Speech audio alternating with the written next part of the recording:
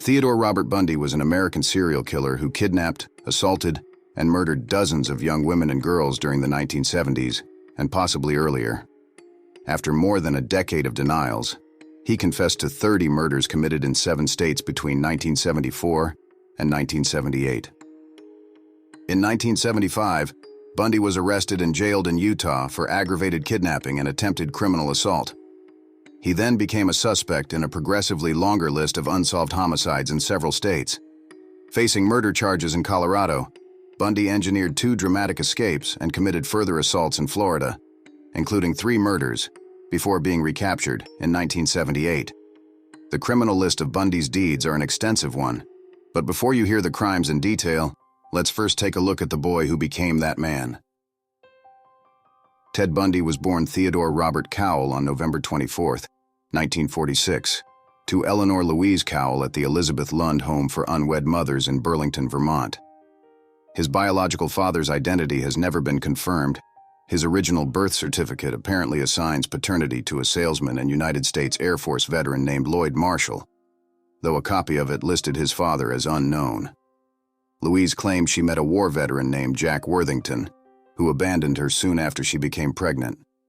Census records reveal that several men by the name of John Worthington and Lloyd Marshall lived near Louise when Bundy was conceived.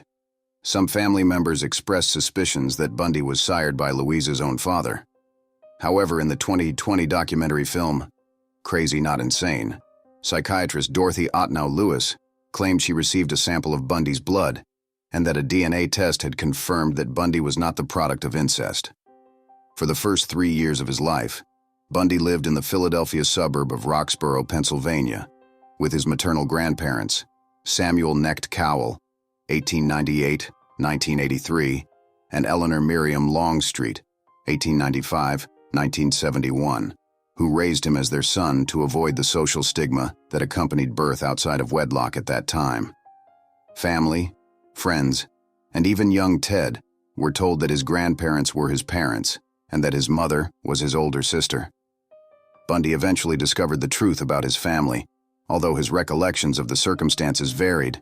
He told a girlfriend that a cousin showed him a copy of his birth certificate after calling him a bastard, but he told biographers that he had found the certificate himself. Biographer and true crime writer Ann Rule, who knew Bundy personally, wrote that he did not find out until 1969, when he located his original birth record in Vermont. Bundy expressed a lifelong resentment toward his mother for never telling him about his real father and for leaving him to discover his true parentage for himself. Bundy occasionally exhibited disturbing behavior at an early age. Louise's younger sister, Julia Cowell, recalled awakening from a nap to find herself surrounded by knives from the kitchen and her 3-year-old nephew standing by the bed, smiling. In some interviews, Bundy spoke warmly of his grandparents and told Rule that he identified with, respected, and clung to his grandfather. In 1987, however, he and other family members told attorneys that Samuel was a tyrannical bully who beat his wife and dog, swung neighborhood cats by their tails, and expressed racist and xenophobic attitudes. In one instance, Samuel reportedly threw Julia down a flight of stairs for oversleeping. He would sometimes speak aloud to unseen presences, and at least once flew into a violent rage when the question of Bundy's paternity was raised. Bundy described his grandmother as a timid and obedient woman who periodically underwent electroconvulsive therapy for depression and feared to leave their house toward the end of her life. These descriptions of Bundy's grandparents have been questioned in more recent investigations. Some locals remembered Samuel as a fine man and expressed bewilderment at the reports of him being violent. The characterization that Sam was a raging alcoholic and animal abuser was a convenient characterization used to make people justify why Ted was the way he was, said one of Bundy's cousins. From my limited exposure to him, nothing could be farther from the truth. His daughters loved him dearly and had nothing but fond memories of him. In addition, Louise's sister, Audrey Cowell, stated that their mother could not leave her home because she suffered a stroke due to being overweight and was not mentally ill. In 1950, Louise changed her surname from Cowell to Nelson and, at the urging of multiple family members, left Philadelphia with Ted to live with cousins Alan and Jane Scott in Tacoma, Washington.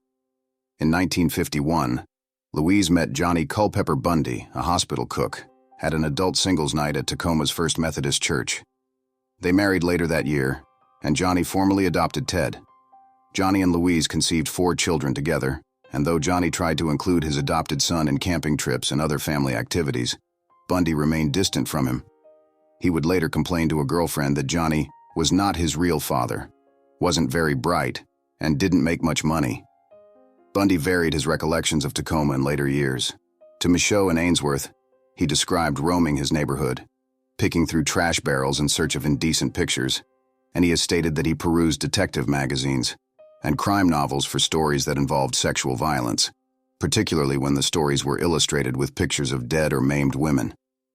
In a letter to reporters, however, he asserted that he never, ever read fact detective magazines and shuddered at the thought that anyone would. He once told detectives that he would consume large quantities of alcohol and canvass the community late at night in search of undraped windows where he could observe women undressing, or whatever could be seen. Psychologist E. Al Carlisle claimed that Bundy started fantasizing about women he saw while window peeping or elsewhere, mimicking the accents of some politicians he listened to on the radio. In essence, he was fantasizing about being someone else, someone important.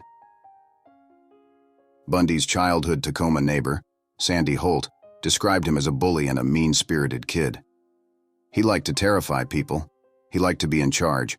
He liked to inflict pain and suffering and fear. She also alleged that Bundy engaged in animal cruelty. He hung one of the stray cats in the neighborhood from one of the clotheslines in the backyard, doused it in lighter fluid and set it on fire, and I heard that cat squealing. She claimed that Bundy would take younger children in the neighborhood into the woods and terrorize them. He'd take them out there and strip them down, take their clothes, she said. You'd hear them screaming for blocks. I mean, no matter where we were here, we could hear them screaming. Holt added that Bundy built makeshift punji traps around his neighborhood, injuring at least one girl. One little girl went over the top of one of Ted's tiger traps and got the whole side of her leg slit open with the sharpened point of the stick that she landed on, Sandy stated. Accounts of Bundy's social life also varied. He told journalists that he chose to be alone as an adolescent because he was unable to understand interpersonal relationships. He also claimed to have no natural sense of how to develop friendships. I didn't know what made people want to be friends, Bundy said. I didn't know what underlay social interactions. Some people perceived me as being shy and introverted, he said. I didn't go to dances. I didn't go on the beer-drinking outings. I was a pretty, you might call me straight, but not a social outcast in any way. Classmates from Woodrow Wilson High School, however, told reporters that Bundy was well-known and well-liked there, a medium-sized fish in a large pond. Bundy's only significant athletic avocation was downhill skiing, which he pursued enthusiastically with stolen equipment and forged lift tickets. During high school, he was arrested at least twice on suspicion of burglary and motor vehicle theft. When he was 18 years old, the details of the incidents were expunged from his record, as is customary in Washington and many other states. After graduating from high school in 1965, Bundy attended the University of Puget Sound for 1 year before transferring to the University of Washington to study Chinese. In 1967, he became romantically involved with a classmate, Diane Edwards. Bundy later described Edwards as the only woman I ever really loved. In early 1968, Bundy dropped out of college and worked a series of minimum-wage jobs. He also volunteered at the Seattle office of Nelson Rockefeller's presidential campaign and became Arthur Fletcher's driver and bodyguard during Fletcher's campaign for lieutenant governor of Washington state. Edwards graduated in the spring of 1968 and left Washington for San Francisco. Bundy visited her later that year after he earned a scholarship to study Chinese at Stanford University that summer. In August, Bundy attended the 1968 Republican National Convention in Miami. Shortly thereafter, Edwards ended their relationship and returned to her family home in California, frustrated by what she described as Bundy's immaturity and lack of ambition. Psychiatrists would later pinpoint this crisis as probably the pivotal time in his development. Devastated by the breakup, Bundy traveled to Colorado and then farther east, visiting relatives in Arkansas and Philadelphia, and enrolling for 1 semester at Temple University. It was also at this time in early 1969, reporters believed, that Bundy visited the Office of Birth Records in Burlington and confirmed his true parentage. Bundy was back in Washington by the fall of 1969, when he met Elizabeth Klopfer, a single mother from Ogden, Utah, who worked as a secretary at the University of Washington School of Medicine. Their tumultuous relationship would continue well past his initial incarceration in Utah in 1976. Bundy became a father figure to Klopfer's daughter Molly, who was 3 years old when he started dating her mother. He remained in her life until she was age 10, after he had been arrested. As an adult, Molly wrote of incidents beginning at age 7 in which Bundy was abusive or inappropriate with her. Her accounts include Bundy hitting her in the face, knocking her down, putting her at risk of drowning, indecent exposure, and touching disguised as accidents or games. In mid-1970, Bundy, now focused and goal-oriented, re-enrolled at University of Washington, this time as a psychology major. He became an honor student and was well regarded by his professors. In 1971, he took a job at Seattle's Suicide Hotline Crisis Center. There, he met and worked alongside Ann Rule, a former Seattle police officer and aspiring crime writer, who would later write one of the definitive Bundy biographies, The Stranger Beside Me. Rule saw nothing disturbing in Bundy's personality at the time. She described him as kind, solicitous, and empathetic. After graduating from University of Washington in 1972, Bundy joined Governor Daniel J. Evans's re-election campaign. Posing as a college student, he shadowed Evans's opponent, former Governor Albert Rossellini, and recorded his stump speeches for analysis by Evans's team. Evans appointed Bundy to the Seattle Crime Prevention Advisory Committee. After Evans was re-elected, Bundy was hired as an assistant to Ross Davis, chairman of the Washington State Republican Party. Davis thought well of Bundy and described him as smart, aggressive, and a believer in the system. In early 1973, despite mediocre law school admission test scores, Bundy was accepted into the law schools of Seattle University School of Law and the University of Utah on the strength of letters of recommendation from several University of Washington psychology professors. During a trip to California on Republican Party business in the summer of 1973, Bundy rekindled his relationship with Edwards. She marveled at his transformation into a serious and dedicated professional, seemingly on the cusp of a significant legal and political career. Bundy continued to date Klopfer as well. Neither woman was aware of the other's existence.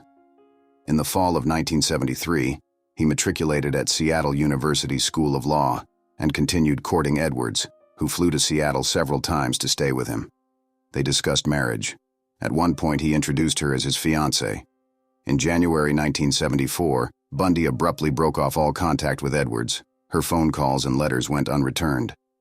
When she finally reached him by phone a month later, she demanded to know why he had unilaterally ended their relationship without explanation. In a flat, calm voice, he replied, "Diane, I have no idea what you mean," and hung up. She never heard from him again. Bundy later explained, "I just wanted to prove to myself that I could have married her," but Edwards concluded in retrospect that Ted's high-power courtship in the latter part of 1973 had been deliberately planned, that he had waited all those years to be in a position of where he could make her fall in love with him, so that he could drop her, reject her, as she had rejected him. By then, Bundy had begun skipping classes at law school. By April, he had stopped attending entirely as young women began to disappear in the Pacific Northwest. Unfortunately, there is no consensus as to when or where Bundy began killing women, so only Bundy will know his true motives and details of his earliest crimes. He told different stories to different people and refused to divulge the specifics of his earliest crimes, even as he confessed in graphic detail to dozens of later murders in the days preceding his execution. He said that he attempted his first kidnapping in 1969 in Ocean City, but did not kill anyone until sometime in 1971 in Seattle. He told psychologist Art Norman that he killed 2 women in Atlantic City while visiting family in Philadelphia in 1969. Bundy hinted to homicide detective Robert Keppel that he committed a murder in Seattle in 1972 and another murder in 1973 that involved a hitchhiker near Tumwater, but he refused to elaborate. Rule and Keppel both believed that he might have started killing as a teenager, Bundy's earliest documented homicides were committed in 1974, when he was 27. By his own admission, he had by then mastered the necessary skills, in the era before DNA profiling, to leave minimal incriminating forensic evidence at crime scenes. The following is a rough timeline of the murders in order, according to the information Bundy has given and taken statements from those who were involved with the crimes at the time. Shortly after midnight on January 4, 1974, around the time that he terminated his relationship with Edwards, Bundy entered the basement apartment of 18-year-old Karen Sparks, a dancer and student at University of Washington in the University District, Seattle. After threatening to bludgeon her near her bed frame, he then assaulted her, going as far as to internally damage her with the same rod, causing extensive internal injuries and rupturing her bladder. She remained unconscious in the hospital for 10 days, and although she survived, she was left with permanent brain damage, with significant loss to her vision and hearing. In the early morning hours of February 1st, Bundy broke into the basement room of 21-year-old Linda Ann Healy, another University of Washington undergraduate who broadcast morning radio weather reports for skiers. He beat her unconscious, dressed her in blue jeans, a white blouse and boots, and carried her away. Bundy stated he drove Healy to a secluded area, where he assaulted and murdered her before dumping her body. Near the start of 1974, female college students disappeared at the rate of about one per month. On March 12th, Donna Gail Manson, a 19-year-old student at Evergreen State College in Olympia, 60 miles southwest of Seattle, left her dormitory to attend a jazz concert on campus, but never arrived. Bundy claimed that he burned Manson's skull in his girlfriend's fireplace, down to the last ash, in a fit of paranoia and cleanliness. On April 17th, 18-year-old Susan Elaine Rancourt disappeared while on her way to her dorm room after an evening advisors meeting at Central Washington State College in Ellensburg, 110 miles southeast of Seattle. Two female Central Washington students later came forward to report encounters, one on the night of Rancourt's disappearance, the other 3 nights earlier, with a man wearing a sling, who was asking for help carrying a load of books to his brown or tan Volkswagen Beetle.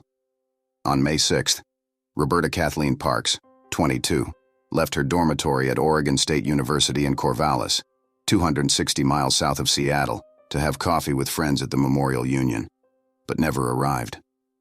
Bundy claimed that he spotted Parks in the cafeteria and persuaded her to go with him to a bar. After they got into his car, he tied up and gagged her and drove her back to Washington to be killed, assaulting her twice on the way. Investigators from Seattle and King County grew increasingly concerned. There was no significant physical evidence, and the missing women had little in common apart from similar appearance: young, attractive, white college students with long hair parted in the middle. On June 1st, Brenda Carol Ball, 22, disappeared after leaving the Flame Tavern in Burien, near Seattle-Tacoma International Airport. She was last seen in the parking lot, talking to a brown-haired man with his arm in a sling. Bundy stated he brought Ball back to his residence where they had a consensual encounter before he strangled her while she was sleeping, although this failed to explain the damage done to her skull. In the early hours of June 11th, 18-year-old University of Washington student Jorgen Hawkins vanished while walking down a brightly lit alley between her boyfriend's dormitory residence and her sorority house. The next morning, 3 Seattle homicide detectives and a criminalist combed the entire alleyway on their hands and knees, finding nothing. Bundy later told Keppel that he lured Hawkins to his car and knocked her unconscious with a crowbar. After handcuffing her, he drove her to Issaquah, a suburb 20 miles east of Seattle, where he strangled her and spent the entire night with her body. The next afternoon, he returned to the University of Washington alley and, in the very midst of a major crime scene investigation, located and gathered Hawkins' earrings and one of her shoes, where he had left them in the adjoining parking lot, and departed, unobserved. Bundy said he revisited Hawkins' corpse on 3 occasions. After Hawkins' disappearance was publicized, witnesses came forward to report seeing a man on crutches, with a leg cast and carrying a briefcase, in an alley behind a nearby dormitory on the night of her disappearance. One woman recalled that the man asked her to help him carry the case to his car, a light brown Volkswagen Beetle. During this period, Bundy was working in Olympia as the assistant director of the Seattle Crime Prevention Advisory Commission, where he wrote a pamphlet for women on rape prevention. Later, he worked at the Department of Emergency Services, a state government agency involved in the search for the missing women. At the department, he met and began dating Carol Ann Boone, 1947-2018, a twice-divorced mother of two who would play an important role in the final phase of his life 6 years later. Reports of the brutal attack on Sparks and the 6 missing women appeared prominently in newspapers and on television throughout Washington and Oregon. Fear spread among the population. Hitchhiking by young women dropped sharply. Pressure mounted on law enforcement agencies, but the scarcity of physical evidence severely hampered them. Police would not provide reporters with the little information that was available for fear of compromising the investigation. Further similarities between the victims were noted. The disappearances all took place at night, usually near ongoing construction work, and were within a week of midterm or final exams. All of the victims were wearing slacks or blue jeans when they disappeared, and at many crime scenes there were sightings of a man wearing a cast or a sling and driving a brown or tan Volkswagen Beetle. The Oregon and Washington murders finally culminated on July 14, 1974, with the broad daylight abductions of 2 women from a crowded beach at Lake Sammamish State Park in Issaquah. 4 female witnesses described an attractive young man wearing a white tennis outfit with his left arm in a sling, speaking with a light accent, perhaps Canadian or British. Introducing himself as Ted, he asked their help in unloading a sailboat from his tan or bronze-colored Volkswagen Beetle. 3 refused. 1 accompanied him as far as his car, saw that there was no sailboat, and fled. 3 additional witnesses saw him approach Janice Ann Ott, who was 23 years old at the time, a probation caseworker at the King County Juvenile Court, with the sailboat story, and watched her leave the beach in his company. About 4 hours later, Denise Marie Naslund, a 19-year-old woman who was studying to become a computer programmer, left a picnic to go to the restroom and never returned. Bundy told Stephen Michaud and FBI agent William Hagmeyer that Ott was still alive when he returned with Naslund and that he forced one to watch as he assaulted and murdered the other, but he later denied it in an interview with Lewis on the eve of his execution. King County Police, finally armed with a detailed description of their suspect and his car, posted flyers throughout the Seattle area. A composite sketch was printed in regional newspapers and broadcast on local television stations. Klupfer, Rule, a Department of Emergency Service employee, and a University of Washington psychology professor, all recognized the profile, the sketch, and the car, and reported Bundy as a possible suspect. But detectives, who were receiving up to 200 tips per day, thought it unlikely that a clean-cut law student with no adult criminal record could be the perpetrator. On September 6th, 2 grouse hunters stumbled across the skeletal remains of Ott and Naslund near a service road in Issaquah, 2 miles east of Lake Sammamish State Park. An extra femur and several vertebrae found at the site were later identified by Bundy as those of Hawkins. 6 months later, forestry students from Green River Community College discovered the skulls and mandibles of Healy, Rancourt, Parks, and Ball on Taylor Mountain, where Bundy frequently hiked, just east of Issaquah. But Manson's remains were never recovered. In August 1974, Bundy received a second acceptance from the University of Utah Law School and moved to Salt Lake City, leaving Klopfer in Seattle. While he called Klopfer often, he dated at least a dozen other women. As he studied the first-year law curriculum a second time, he was devastated to find out that the other students had something, some intellectual capacity, that he did not. He found the classes completely incomprehensible. "It was a great disappointment to me," he said. A new string of homicides began the following month, including 2 that would remain undiscovered until Bundy confessed to them shortly before his execution. On September 2nd, Bundy assaulted and strangled a still unidentified hitchhiker in Idaho, then returned the next day to photograph and dismember the corpse before disposing of the remains in a nearby river. On October 2nd, he abducted 16-year-old Nancy Wilcox in Holiday, Utah, a suburb of Salt Lake City. Bundy confessed that Wilcox was walking on a poorly lit main roadway when he parked his car and forced her into an orchard. He then restrained her and put her into his vehicle and drove back to his apartment, where he allegedly kept her for 24 hours. Bundy informed investigators that her remains were buried near Capitol Reef National Park, some 200 miles south of Holiday, but they were never found. On October 18th, Melissa Ann Smith, the 17-year-old daughter of the police chief of Midvale, another Salt Lake City suburb, disappeared after leaving a pizza parlor at around 9 p.m. Her nude body was found in a nearby mountainous area 9 days later. Post-mortem examination indicated that she may have remained alive for up to 7 days following her disappearance.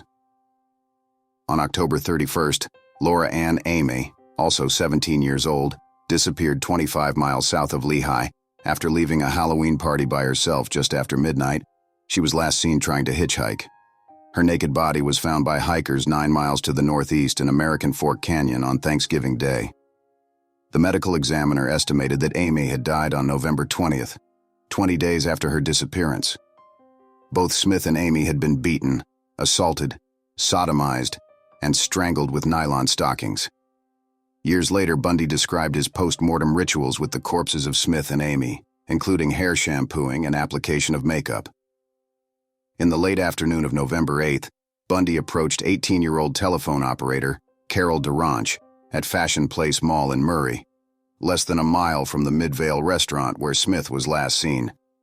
He identified himself as Officer Roseland of the Murray Police Department and told DeRanch that someone had attempted to break into her car. He asked her to accompany him to the station to file a complaint. When DeRanch pointed out to Bundy that he was driving on a road that did not lead to the police station, he immediately pulled onto the shoulder and attempted to handcuff her. During their struggle, he inadvertently fastened both handcuffs to the same wrist, and DeRanch was able to open the car door and escape. Later that evening, Deborah Jean Kent, a 17-year-old student at Viewmont High School in Bountiful, 20 miles north of Murray, disappeared after leaving a theater production at the school to pick up her brother. The school's drama teacher and a student told police that a stranger had asked each of them to come out to the parking lot to identify a car. Another student later saw the same man pacing in the rear of the auditorium, and the drama teacher spotted him again shortly before the end of the play. Outside the auditorium, investigators found a key that unlocked the handcuffs removed from DeRanch's wrist. Bundy eventually admitted to abducting Kent and keeping her at his apartment for a day, stating she was alive during half of it. In November, Klopfer called King County Police a second time after reading that young women were disappearing in towns surrounding Salt Lake City. Detective Randy Hergesheimer of the Major Crimes Division interviewed her in detail. By then, Bundy had risen considerably on the King County hierarchy of suspicion, but the Lake Sammamish witness considered most reliable by detectives failed to identify him from a photo lineup. In December, Klopfer called the Salt Lake County Sheriff's Office and repeated her suspicions. Bundy's name was added to their list of suspects, but at that time, no credible forensic evidence linked him to the Utah crimes. In January 1975, Bundy returned to Seattle after his final exams and spent a week with Klopfer, who did not tell him that she had reported him to police on 3 occasions. She made plans to visit him in Salt Lake City in August. In 1975, Bundy shifted much of his criminal activity eastward, from his base in Utah to Colorado. On January 12th, a 23-year-old registered nurse named Corinne Eileen Campbell disappeared while walking down a well-lit hallway between the elevator and her room at the Wildwood Inn in Snowmass Village, 400 miles southeast of Salt Lake City. Her nude body was found a month later next to a dirt road just outside the resort. According to the coroner's report, she had been killed by blows to her head from a blunt instrument that left distinctive linear groove depressions on her skull. Her assailant had slit her left earlobe, and her body also bore deep cuts from a sharp weapon. On March 15th, 100 miles northeast of Snowmass, Vail ski instructor Julie Lyle Cunningham, 26, disappeared while walking from her apartment to a dinner date with a friend. Bundy later told Colorado investigators that he approached Cunningham on crutches and asked her to help carry his ski boots to his car, where he clubbed and handcuffed her before assaulting her at a secondary site near Rifle, 90 miles west of Vail. Weeks later, he made the 6-hour drive from Salt Lake City to revisit her remains. Denise Lynn Oliverson, 25, disappeared near the Utah-Colorado border in Grand Junction on April 6th while riding her bicycle to her parents' house. Her bike and sandals were found under a viaduct near a railroad bridge. Bundy stated he abducted Oliverson, killed her in his car near the Utah state line, and dumped her body in the Colorado River. This admission was supported by gas receipts, which showed that he was in the city on the same day that Oliverson went missing. On May 6th, Bundy parked outside of the Alameda Junior High School in Pocatello, Idaho, 160 miles north of Salt Lake City, and after seeing 12-year-old Lynette Dawn Culver walking along by herself, he lured her into his vehicle before driving her to his Holiday Inn hotel room. He then assaulted Culver and drowned her in the bathtub. He disposed of her body in the Snake River north of Pocatello. Bundy reportedly provided intimate details about Lynette's personal life in his confession. In mid-May, 3 of Bundy's Washington State co-workers, including Boone, visited him in Salt Lake City and stayed for a week in his apartment. He subsequently spent a week in Seattle with Klopfer in early June, and they discussed getting married the following Christmas. Again, Klopfer made no mention of her multiple discussions with authorities in King County and Salt Lake County. Bundy disclosed neither his ongoing relationship with Boone nor a concurrent romance with a Utah law student. On June 28th, 15-year-old Susan Curtis vanished from the campus of Brigham Young University in Provo, 45 miles south of Salt Lake City. Her murder became Bundy's last confession, tape-recorded moments before he entered the execution chamber. The bodies of victims Wilcox, Kent, Cunningham, Oliverson, Culver, and Curtis were never recovered. In August 1975, Bundy was baptized into the Church of Jesus Christ of Latter-day Saints, although he was not an active participant in services and ignored most church restrictions. He would later be excommunicated by the church following his 1976 kidnapping conviction. When asked his religious preference after his arrest, Bundy answered Methodist, the religion of his childhood. In Washington state, investigators were still struggling to analyze the Pacific Northwest murder spree that had ended as abruptly as it had begun.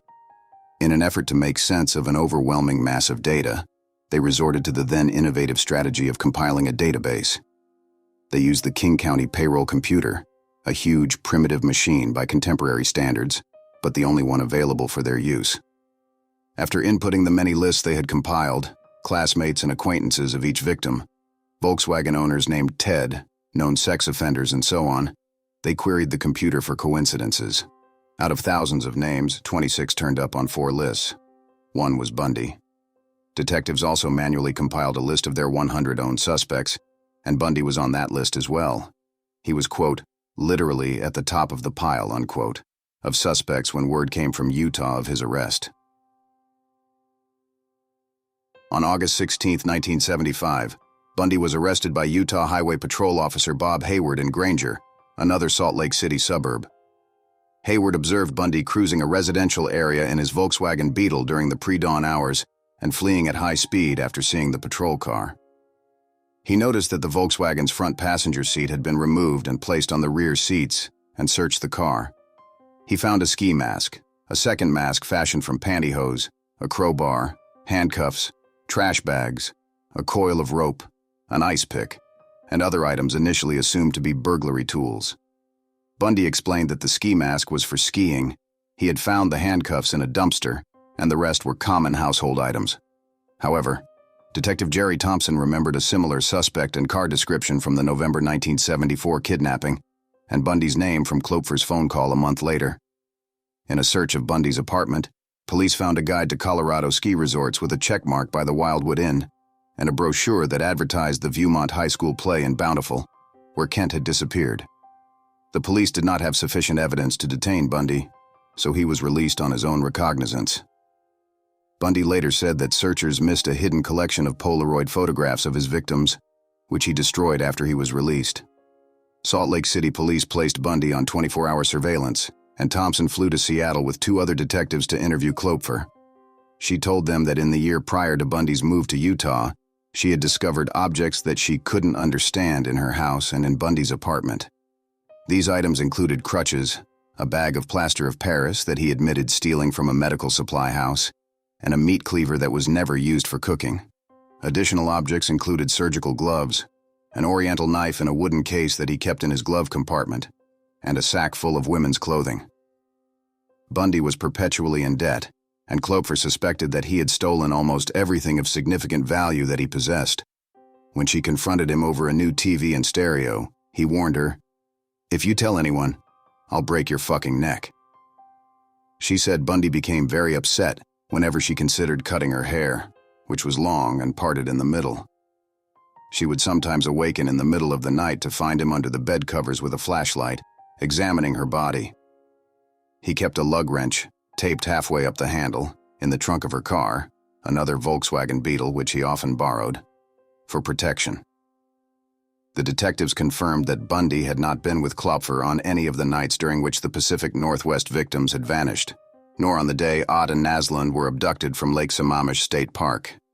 Shortly thereafter, Klopfer was interviewed by Seattle homicide detective Kathy McChesney and learned of the existence of Diane Edwards and her brief engagement to Bundy around Christmas 1973. In September, Bundy sold his Volkswagen Beetle to a Midvale teenager.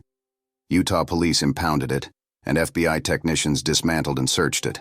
They found hairs matching samples obtained from Campbell's body. Later, they also identified hair strands, microscopically indistinguishable from those of Smith and Duranch. On October 2nd, detectives put Bundy into a lineup.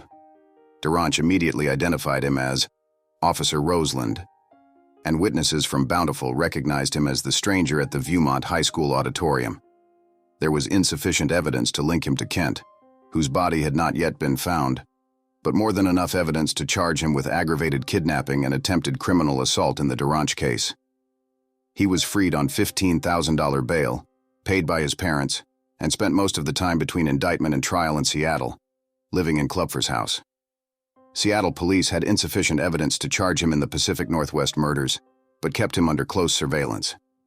In November, the three principal Bundy investigators, Jerry Thompson from Utah, Robert Keppel from Washington, and Michael Fisher from Colorado, met in Aspen, Colorado, and exchanged information with 30 detectives and prosecutors from 5 states. While officials left the meeting, which was later referred to as the Aspen Summit, convinced that Bundy was the murderer they sought, they agreed that more hard evidence would be needed before he could be charged with any of the murders. In February 1976, Bundy stood trial for the Duranch kidnapping. On the advice of his attorney, John O'Connell, he waived his right to a jury due to the negative publicity surrounding the case. After a 4-day bench trial and a weekend of deliberation, Judge Stuart Hansen Jr. found him guilty of kidnapping and assault. In June, he was sentenced to 1 to 15 years in the Utah State Prison. In October, he was found hiding in bushes in the prison yard, carrying an escape kit containing BOR road maps, airline schedules, and a social security card, and spent several weeks in solitary confinement. Later that month, Colorado authorities charged him with Campbell's murder. After a period of resistance, he waived extradition proceedings and was transferred to Aspen in January 1977. On June 7, 1977, Bundy was transported 40 miles from the Garfield County Jail in Glenwood Springs to Pitkin County Courthouse in Aspen for a preliminary hearing. He had elected to serve as his own attorney, and as such, was excused by the judge from wearing handcuffs or leg shackles. During a recess, he asked to visit the courthouse's law library to research his case. While shielded from his guard's view behind a bookcase, he opened a window and jumped to the ground from the second story, injuring his right ankle as he landed. After shedding an outer layer of clothing, Bundy limped through Aspen as roadblocks were being set up on its outskirts, then hiked south onto Aspen Mountain. Near its summit, he broke into a hunting cabin and stole food, clothing, and a rifle. The following day, he left the cabin and continued south toward the town of Crested Butte, but became lost in the forest. For 2 days, he wandered aimlessly on the mountain, missing 2 trails that led downward to his intended destination. On June 10th, he broke into a camping trailer on Maroon Lake, 10 miles south of Aspen, taking food and a ski parka. However, instead of continuing southward, he walked back north toward Aspen, eluding roadblocks and search parties along the way. 3 days later, he stole a car at the edge of Aspen Golf Course. Cold, sleep-deprived, and in constant pain from his sprained ankle, Bundy drove back into Aspen, where 2 police officers noticed his car weaving in and out of its lane and pulled him over. He had been a fugitive for 6 days. In the car were maps of the mountain area around Aspen that prosecutors were using to demonstrate the location of Campbell's body, indicating that his escape had been planned. Back in jail in Glenwood Springs, Bundy ignored the advice of friends and legal advisors to stay put. The case against him, already weak at best, was deteriorating steadily, as pretrial motions consistently resolved in his favor, and significant bits of evidence were ruled inadmissible. A more rational defendant might have realized that he stood a good chance of acquittal, and that beating the murder charge in Colorado would probably have dissuaded other prosecutors. With as little as a year and a half to serve on the DeRanch conviction, had Ted persevered, he could have been a free man. Instead, Bundy assembled a new escape plan. He acquired a detailed floor plan of the Garfield County Jail and a hacksaw blade from other inmates. He accumulated $500 in cash, smuggled in over a 6-month period by visitors, Boone in particular. During the evenings, while other prisoners were showering, he sawed a hole about 1 square foot between the steel reinforcing bars in his cell's ceiling. Having lost 35 pounds, he was able to wriggle through and explore the crawl space above in the weeks that followed. Multiple reports from an informant of movement within the ceiling during the night were not investigated. By late 1977, Bundy's impending trial had become a cause for celebration in the small town of Aspen, and Bundy filed a motion for a change of venue to Denver. On December 23rd, the Aspen trial judge granted the request, but to Colorado Springs, where juries had historically been hostile to murder suspects. On the night of December 30th, with most of the jail staff on Christmas break and nonviolent prisoners on furlough with their families, Bundy piled books and files in his bed, covered them with a blanket to simulate his sleeping body, and climbed into the crawl space. He broke through the ceiling into the apartment of the chief jailer, who was out for the evening with his wife, changed into street clothes from the jailer's closet, and walked out the front door to freedom. After escaping, Bundy began by stealing a car. Bundy then drove eastward out of Glenwood Springs, but the car soon broke down in the mountains on Interstate 70. A passing motorist gave him a ride into Vail, 60 miles to the east.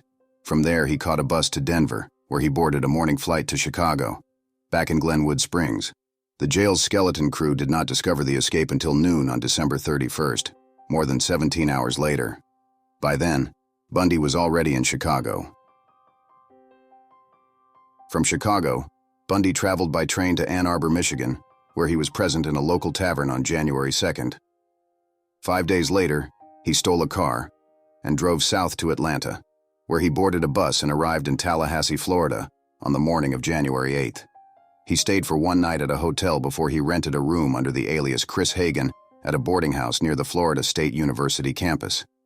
Bundy later said that he initially resolved to find legitimate employment and refrain from further criminal activity, knowing he could probably remain free and undetected in Florida indefinitely as long as he did not attract the attention of police. But his lone job application, at a construction site, had to be abandoned when he was asked to produce identification, so instead, he reverted to his old habits of shoplifting and stealing money and credit cards from women's wallets left in shopping carts at local grocery stores. In the early hours of January 15, 1978, 1 week after his arrival in Tallahassee, Bundy entered Florida State University's Chi Omega sorority house through a rear door with a faulty locking mechanism. Beginning at about 3 a.m., he bludgeoned Margaret Elizabeth Bowman, a 21-year-old, with a piece of oak firewood as she slept, then garroted her with a nylon stocking. He then entered the bedroom of 20-year-old Lisa Janet Levy and beat her unconscious, strangled her, tore a section of her breast, bit deeply into her left buttock, and assaulted her using various objects inappropriately. In an adjoining bedroom, he attacked Kathy Kleiner, who was 21 years old, breaking her jaw and deeply lacerating her shoulder, and Karen Chandler, another 21-year-old, who suffered a concussion, broken jaw, loss of teeth, and a crushed finger. Chandler and Kleiner survived the attack. Kleiner attributed their survival to automobile headlights illuminating the interior of their room and frightening away the attacker.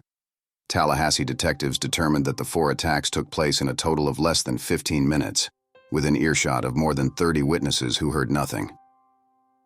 After leaving the sorority house, Bundy broke into a basement apartment 8 blocks away and attacked 21-year-old student Cheryl Thomas, dislocating her shoulder and fracturing her jaw and skull in 5 places. She was left with permanent deafness and equilibrium damage that ended her dance career. On Thomas's bed, police found a semen stain and a pantyhose mask containing 2 hairs, similar to Bundy's in class and characteristic. On February 8th, Bundy drove 150 miles east to Jacksonville in a stolen Florida State University van. In a parking lot, he approached 14-year-old Leslie Parmenter, the daughter of the Jacksonville Police Department's chief of detectives, identifying himself as Richard Burton Fire Department, but retreated when Parmenter's older brother arrived and confronted him. That afternoon, he backtracked 60 miles westward to Lake City. At Lake City Junior High School the following morning, 12-year-old Kimberly Diane Leach was summoned to her homeroom by a teacher to retrieve a forgotten purse. She never returned to class. 7 weeks later, after an intensive search, her partially mummified remains were found in a pig shed near Suwannee River State Park, 35 miles northwest of Lake City. Forensic experts surmised that Leach had been assaulted before having her throat cut and her genitals mutilated with a knife. On February 12th, with insufficient cash to pay his overdue rent and a growing suspicion that police were closing in on him, Bundy stole a car and fled Tallahassee, driving westward across the Florida Panhandle. 3 days later, at around 1 a.m., he was stopped by Pensacola police officer David Lee near the Alabama state line after a wants and warrants check showed his Volkswagen Beetle was stolen. When told he was under arrest, Bundy kicked Lee's legs out from under him and took off running. Lee fired 2 warning shots, then gave chase and tackled him. The two struggled over Lee's gun before the officer finally subdued and arrested Bundy. In the stolen vehicle were 3 sets of IDs belonging to female Florida University students, 21 stolen credit cards, and a stolen television set. Also found were a pair of dark-rimmed, non-prescription glasses and a pair of plaid slacks, later identified as the disguise worn by Richard Burton Fire Department in Jacksonville. Following a change of venue to Miami, Bundy stood trial for the Chi Omega homicides and assaults in June 1979. The trial was covered by 250 reporters from 5 continents and was the first to be televised nationally in the United States. Despite the presence of 5 court-appointed attorneys, Bundy again handled much of his own defense. From the beginning, according to sources, sabotaged the entire defense effort out of spite, distrust, and grandiose delusion. Ted was facing murder charges, with a possible death sentence, and all that mattered to him apparently was that he be in charge. According to a Tallahassee public defender and member of the defense team, a pre-trial plea bargain was negotiated in which Bundy would plead guilty to killing Levy, Bowman, and Leach in exchange for a firm 75-year prison sentence. Prosecutors were amenable to a deal, by one account, because prospects of losing at trial were very good. Bundy, on the other hand, saw the plea deal not only as a means of avoiding the death penalty, but also as a tactical move. He could enter his plea, then wait a few years for evidence to disintegrate or become lost, and for witnesses to die, move on, or retract their testimony. Once the case against him had deteriorated beyond repair, he could file a post-conviction motion to set aside the plea and secure an acquittal. At the last minute, however, Bundy refused the deal. It made him realize he was going to have to stand up in front of the whole world and say he was guilty, Minerva said. He just couldn't do it. At trial, crucial testimony came from Chi Omega sorority members Connie Hastings, who placed Bundy in the vicinity of the sorority house that evening, and Nita Neary, who saw him leaving the house clutching the murder weapon. Incriminating physical evidence included impressions of the bite wounds Bundy had inflicted on Levy's left buttock, which forensic odontologists Richard Souverin and Lowell Levine matched to castings of Bundy's teeth. The jury deliberated for around 7 hours before convicting Bundy on July 24, 1979, of the Bowman and Levy murders. 3 counts of attempted first-degree murder for the assaults on Kleiner, Chandler, and Thomas, and 2 counts of burglary. Trial Judge Edward Cowart imposed death sentences for the murder convictions. 6 months later, a second trial took place in Orlando for the abduction and murder of Leach. Bundy was found guilty once again, after less than 8 hours deliberation, due to the testimony of an eyewitness who saw him leading Leach from the schoolyard to his stolen van. Important material evidence included clothing fibers with an unusual manufacturing error found in the van and on Leach's body, which matched fibers from the jacket Bundy was wearing when he was arrested. During the penalty phase of the Leach trial, Bundy took advantage of an obscure Florida law providing that a marriage declaration in court, in the presence of a judge, constituted a legal marriage. As he was questioning Boone, who had moved to Florida to be near Bundy, had testified on his behalf during both trials, and was again testifying on his behalf as a character witness. He asked her to marry him. She accepted, and Bundy declared to the court that they were legally married. On February 10, 1980, Bundy was sentenced for a third time to death by electrocution. As the sentence was announced, he reportedly stood and shouted, quote, "Tell the jury they were wrong," unquote. This third death sentence would be the one ultimately carried out nearly 9 years later. On October 24, 1982, Boone gave birth to a daughter, Rose Bundy. While conjugal visits were not allowed at the Florida State Prison in Rayford, where Bundy was incarcerated, inmates were known to pool their money in order to bribe guards to allow them intimate time alone with their female visitors. Shortly after the conclusion of the Leach trial and the beginning of the long appeals process that followed, Bundy initiated a series of interviews with Stephen Michaud and Hugh Ainsworth. He began for the first time to divulge details of his crimes and thought processes. Bundy recounted his career as a thief, confirming Kloepfer's longtime suspicion that he had shoplifted virtually everything of substance that he owned. "The big payoff for me," he said, "was actually possessing whatever it was I had stolen. I really enjoyed having something that I had wanted and gone out and taken." Possession proved to be an important motive for assault and murder as well. Assault, he said, fulfilled his need to totally possess his victims. At first, he killed his victims as a matter of expediency, to eliminate the possibility of caught. But later, murder became part of the adventure. The ultimate possession was, in fact, the taking of the life, he said. And then, the physical possession of the remains. Bundy also confided in Special Agent William of the FBI Behavioral Analysis Unit. William was struck by the deep, almost mystical satisfaction that Bundy took in murder. He said that after a while, murder is not just a crime of lust or violence, William related. It becomes possession. They are part of you. The victim becomes a part of you, and the two are forever one. And the grounds where you kill them or leave them become sacred to you, and you will always be drawn back to them. Bundy told William that he considered himself to be an amateur, an impulsive killer in his early years, before moving into what he termed his prime or predator phase at about the time of Healy's murder in 1974. This implied that he began killing well before 1974, although he never explicitly admitted having done so. In July 1984, prison guards found 2 hacksaw blades hidden in Bundy's cell. A steel bar in one of the cell's windows had been sawed completely through at the top and bottom and glued back into place with a homemade soap-based adhesive. Several months later, guards found an unauthorized mirror, and Bundy was moved to a different cell. Shortly thereafter, he was charged with a disciplinary infraction for unauthorized correspondence with another high-profile criminal, John Hinckley Jr. In October 1984, Bundy contacted Keppel and offered to share his self-proclaimed expertise in serial killer psychology in the ongoing hunt in Washington for the Green River Killer, later identified as Gary Ridgway.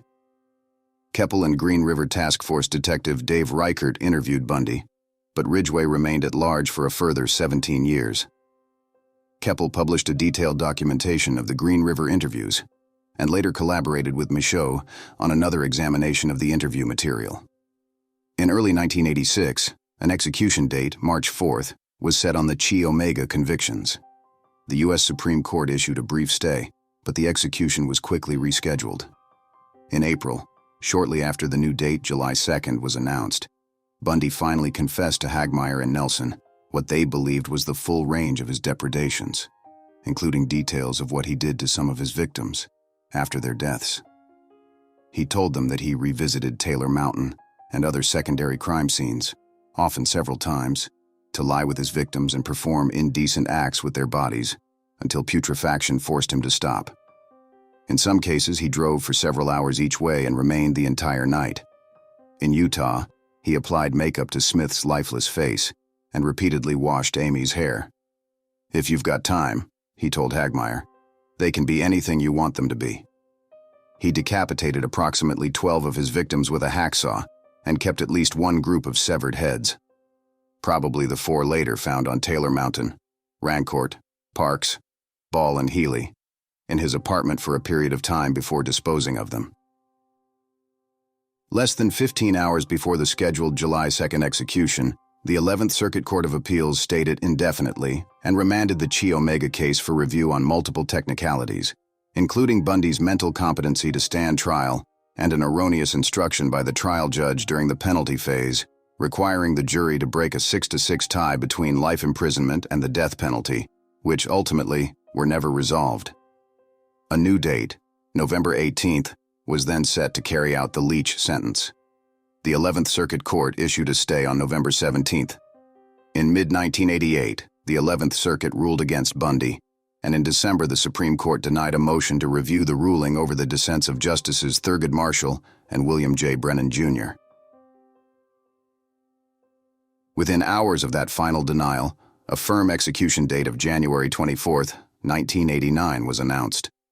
Bundy's journey through the appeals courts had been unusually rapid for a capital murder case.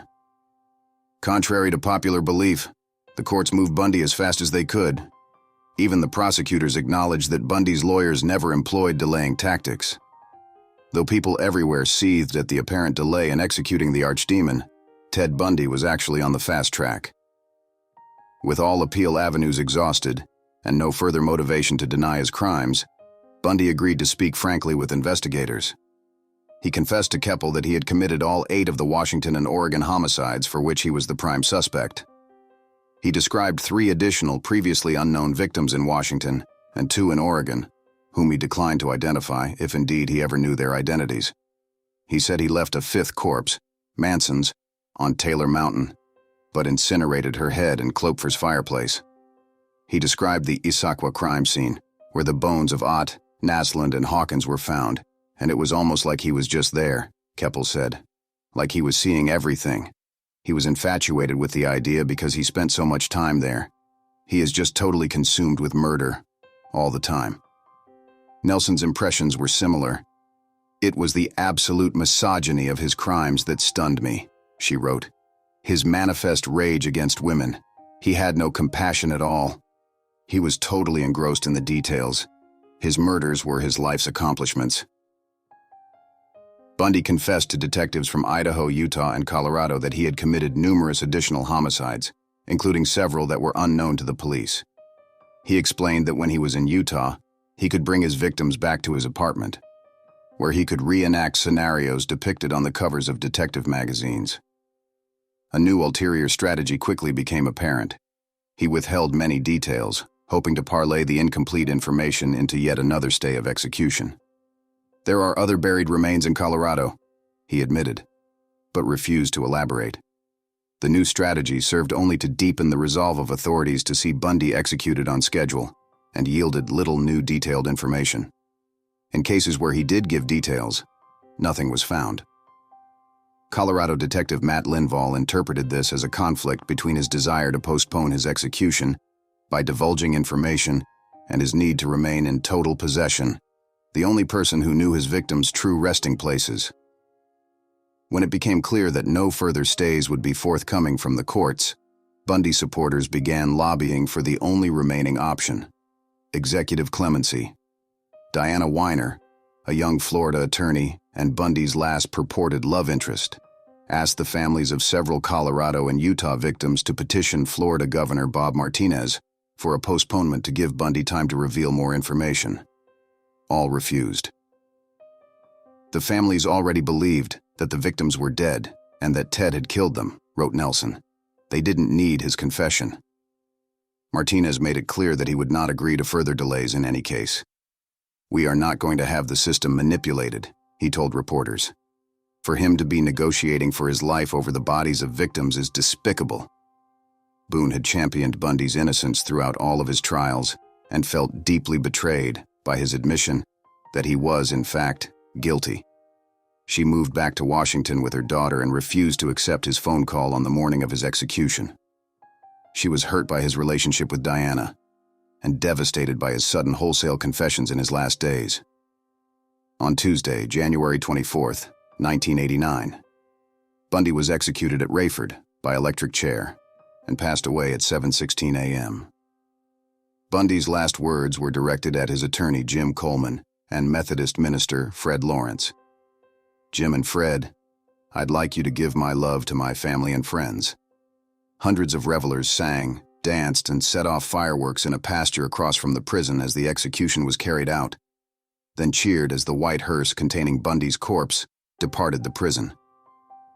He was cremated in Gainesville, and his ashes scattered at an undisclosed location in the Cascade Range of Washington State, in accordance with his will.